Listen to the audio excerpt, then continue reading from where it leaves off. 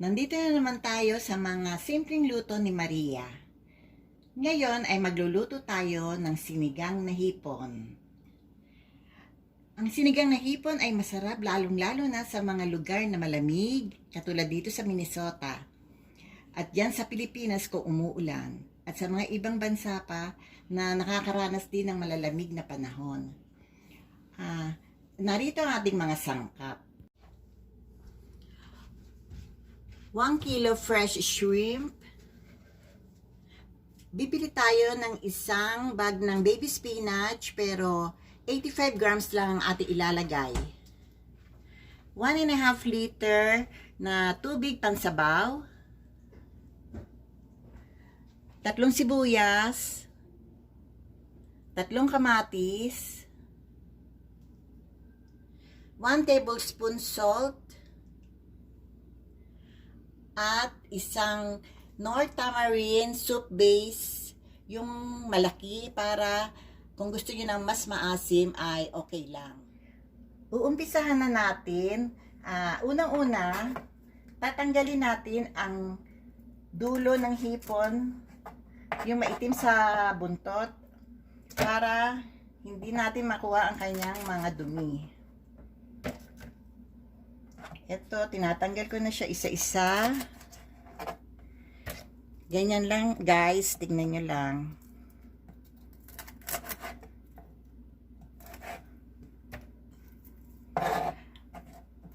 Dito sa lugar namin, walang nabibiling hipon na may ulo. Pero sa Pilipinas, kung may ulo ang inyong hipon, ay tatanggalin nyo lang ang mga mahahabang balbas nito. Pero okay din, pareho din naman ang lasa.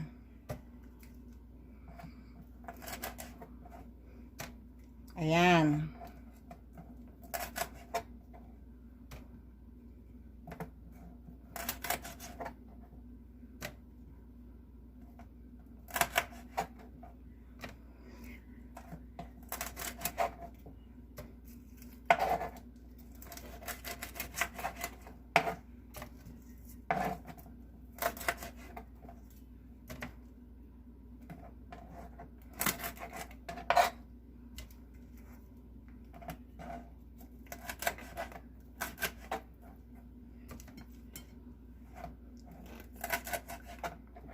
Sundan nyo lang to at hindi kayo mahihirapan.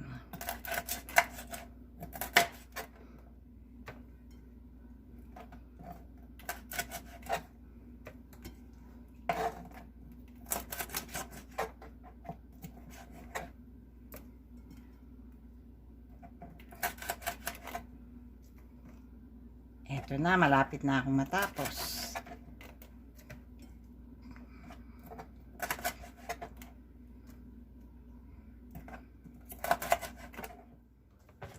Ngayon ay ating huhugasan ang ating nilinis na hipon. At patitik-tikin ng kaunti.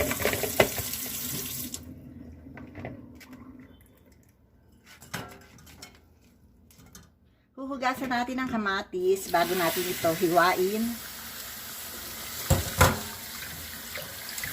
Ganyan. Huhugasan din natin ang spinach. Bago natin sila hiwain, be sure guys na naghugas na tayo ng mabuti ng ating mga kamay. Ito, hihiwain na natin ang kamatis.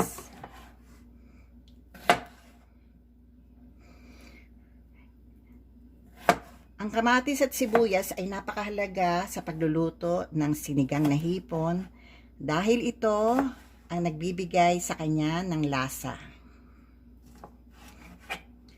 Yan. Katamtaman lang ang laki, pero wag maliliit dahil hindi ito panggisa. Yan.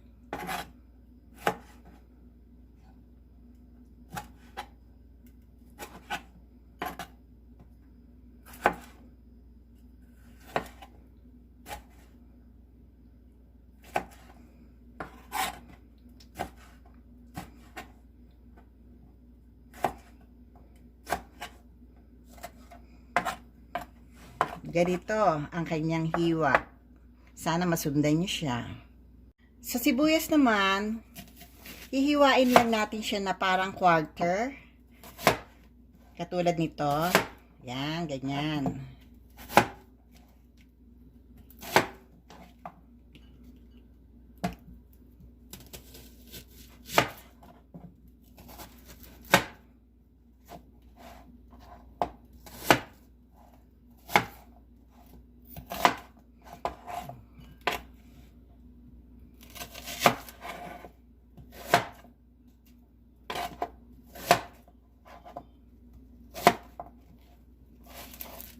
Okay.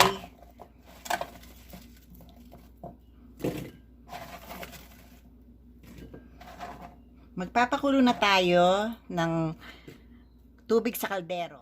Magluluto na tayo.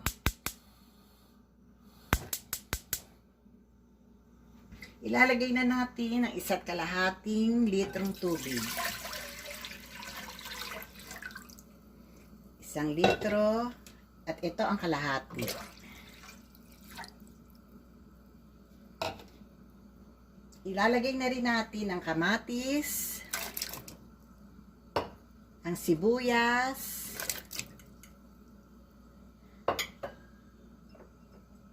at ang asin.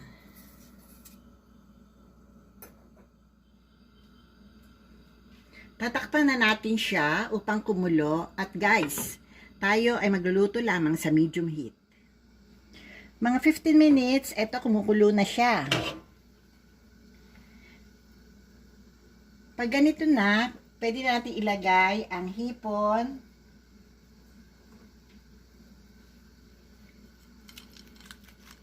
Isa-isa natin itong ilagay upang hindi sumama ang tubig sa ilalim.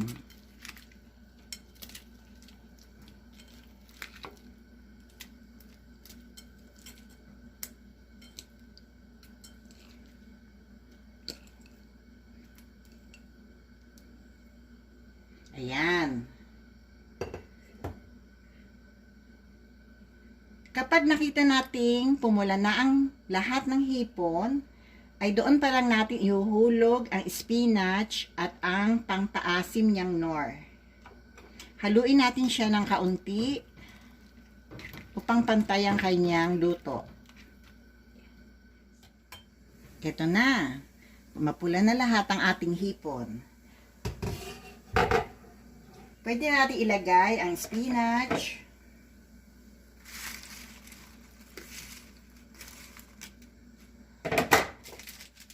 At ang nor tamarind.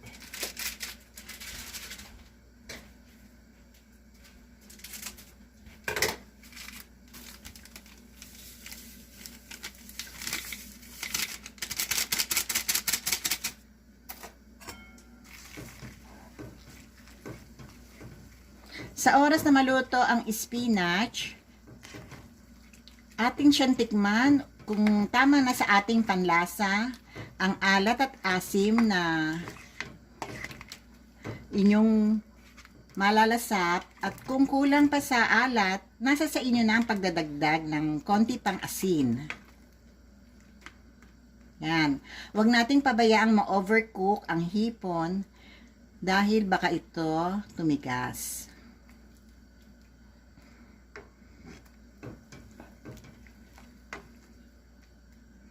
Pabayaan lang natin siyang kumulo ng 2 minutes more. Kaya ating siyang takpan muli.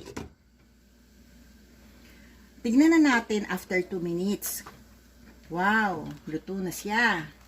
Aking niyang titikman kung tama na ang kanyang timpla. Inuulit ko, nasa sa inyo kung gusto niyo pang lagyan ng konting alat. Pero sa akin, titikman ko siya at sasabihin ko sa inyo kung tama na. Para sa akin, tama na ang alat niya. So guys, ito na ang sinigang na hipon. Ito na ang finished product. Ang sinigang na hipon sa mga simpleng luto ni Maria. Sana naibigan nyo ang video na ito. At kung gusto nyo pa ng maraming luto, ay check niyo lang ang aking channel at palagi lang ako magdadagdag ng mga lutong Pilipino. Thank you. Bye-bye.